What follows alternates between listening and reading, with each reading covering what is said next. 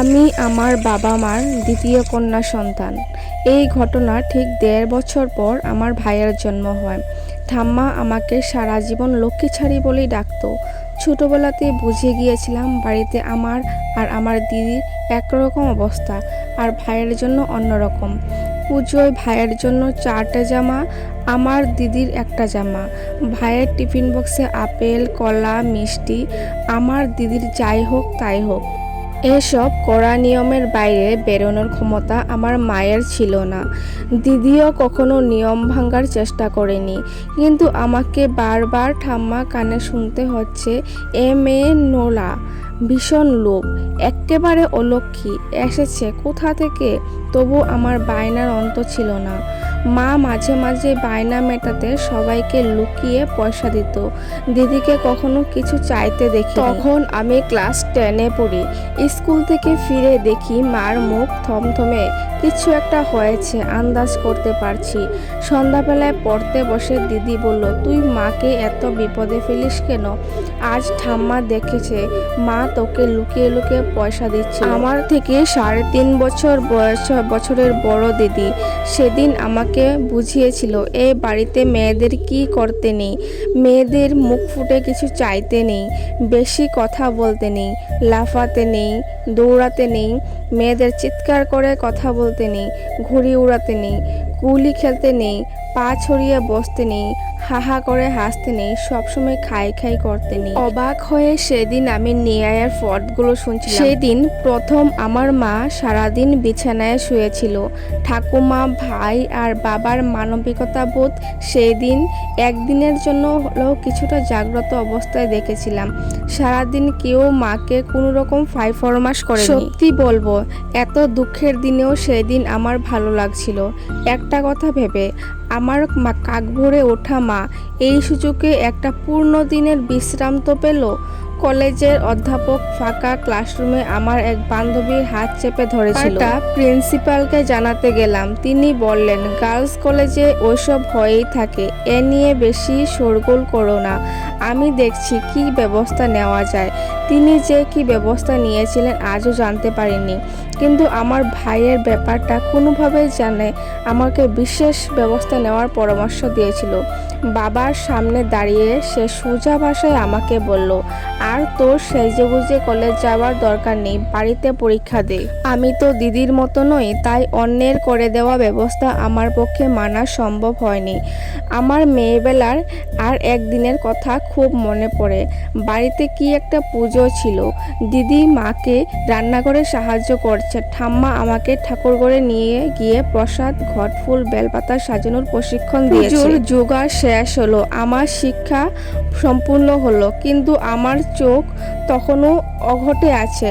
নারায়ণের জন্য সাজানো প্রসাদী নৈবেদ্য থালায়, নৈবেদ্যের চূড়ায় চূড়ামণি হয়ে বসে আছে বেশ বড় সাজের একটা নলেন গুড়ের সন্দেশ। যথাসময়ে পুজো শেষ হলে মা প্রসাদ ভাগ করার তোড়জোড় করছে। হঠাৎ সবকিছু সরিয়ে সবাইকে অবাক করে দিয়ে আমি সেই মহার্ঘ সন্দেশ ছু মেরে তুলে নিয়ে মুখ পুড়ে দিলাম।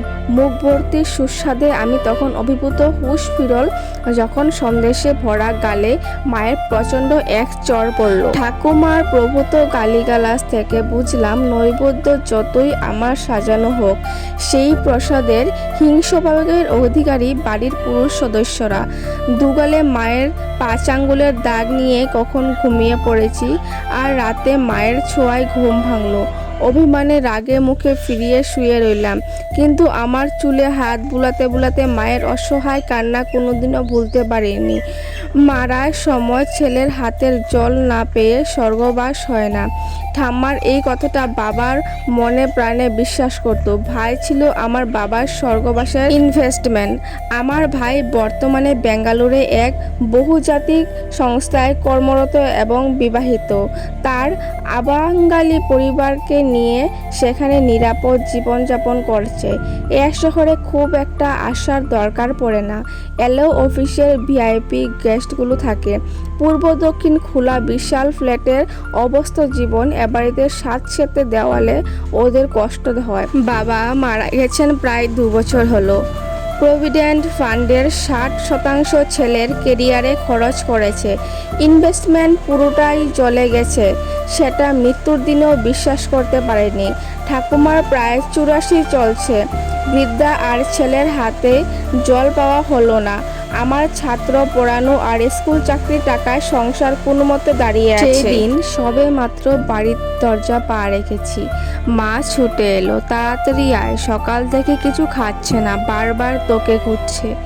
ঘরে ঢুকে বৃদ্ধার মাথার কাছে বসলাম। মনে হলো আমাকে দেখে একটু হাসলো। আমার হাতে ধরা দুধের গ্লাস থেকে 2 চুমুক মুখে দিয়ে আবার ক্লান্তিতে মাথাটা বিছানায় এলিয়ে দিল।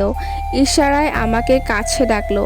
আমি মুখটা নামিয়ে আনলাম মুখের কাছে, খুব আস্তে, প্রায় নিভে যাওয়া কণ্ঠে ঠাম্মা বলল, লক্ষ্মী ছাড়ি বিয়ে করিস, তোর মেয়ে হতে ইচ্ছা হয়, বুড়িটাকে ক্ষমা করে দিস। তখন আমি আর আমার মা সেই দিন সারা রাত জেগে বসে রইলাম। সারা রাত ঠাম্মার চোখ বন্ধ থেকে জল গড়িয়ে পড়া জল মুছলাম। এতদিন পরে বৃদ্ধার কাছে আমার অলক্ষ্মীর জন্ম সার্থক হয়েছে। আমি লড়তে ভালোবাসি। প্রতিদিন প্রতি রাত নিজের সাথে লড়ে চলেছি আমরা। নিজের স্বপ্ন সত্যি করার জন্য লড়ছি, পরিবারের মুখে হাসি দেখার জন্য লড়ছি, নিজের সঙ্গে এই সমাজে বেঁচে থাকার জন্য লড়াই করছি।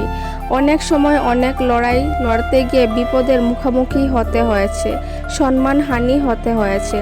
তা বলে নিজের লড়াই কখনো থামিয়ে দেইনি, নিজেকে শক্ত করেছি, নিজের মনকে শক্ত করে। জানি আমার লড়াই আমাকে একাই লড়তে হবে।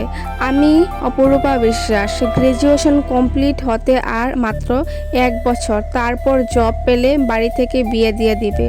এটাই তো প্রতিটা মেয়ের জীবন। মেনে নেওয়া আর মানিয়ে নেওয়ার মধ্যে সারাটা জীবন চলে যায়।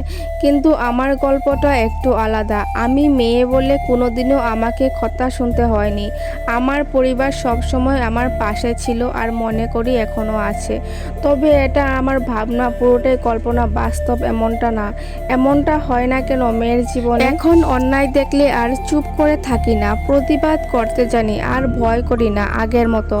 আমার সঙ্গে যা হয়েছে তা যেন কোনো মেয়ের সঙ্গে না হয়, সেই দিকটা দেখি। কিন্তু জানি কিছু করতে পারবো না, তবে মনের জোর আনতে সাহায্য করে তাদের যতটা সম্ভব। তারা যাতে নিজের অধিকারটা নিজেই ছিনিয়ে নিতে পারে, নিজেদের সাথে অন্যায় হলে প্রতিবাদটা করতে পারে। নিজের লড়াই নিজেকেই লড়তে হবে, এই বিশ্বাসটা যেন সবার থাকে। কারণ আমরা স্বাধীন, নিজস্ব স্বাধীনতার অধিকার প্রত্যেকটা নারীর আছে। কোথাও কোনো অসুবিধা হলে নিজেকে গর্জন করতে সময় থাকতে থাকতে। আমি ঘুরতে, ছবি আঁকতে, ফটোগ্রাফি করতে, লিখতে, নাচ করতে, স্বপ্ন দেখতে খুব ভালোবাসি। তবে আমার এই ভালোবাসার খবর কেউ জানে না, কেউ কোনোদিন শুনতে এবং জানতেও চায় না। আমার ভালোবাসার কষ্টের খবর আমি আমার ডায়েরির প্রতিটা পাতায় লিখি। অনেকেই প্রেমে কষ্ট পায়, প্রেমে বিচ্ছেদ হলে কষ্ট পায়, তবে আমি আমার ছোট্ট ছোট্ট স্বপ্ন আর ইচ্ছেগুলো পূরণ না করতে পারলে কষ্ট পাই। মনের এক কোণে দুমড়ে মুচড়ে যায়। প্রতিটা রাত ডিপ্রেশনে আসক্ত হই, কারোর সঙ্গে কথা বলার জন্য, নিজের ইচ্ছা স্বপ্নগুলো বলার জন্য। গভীর রাতে কাউকে আঁকড়ে ধরতে চাই, একটা মানুষের খুঁজে থাকি, সে শুধু আমার কথাগুলো শুনবে, আমার সঙ্গে সময় কাটাবে, প্রেমিক হয়ে নয়, প্রিয় বন্ধু হয়ে। আমি প্রেমে পড়ি বারবার, প্রতিনিয়ত, দিনে রাতে। এই শহরের প্রাণের শহর, ভালোবাসার শহর। তবে আমার ভালোবাসা আবেগ, অনুভূতি ও স্বপ্নে ভরা। আমি খুব দুরন্ত, পাগলি, বলতে গেলে একটা বাদুড়ি, যা সবাই আমাকে বলতো।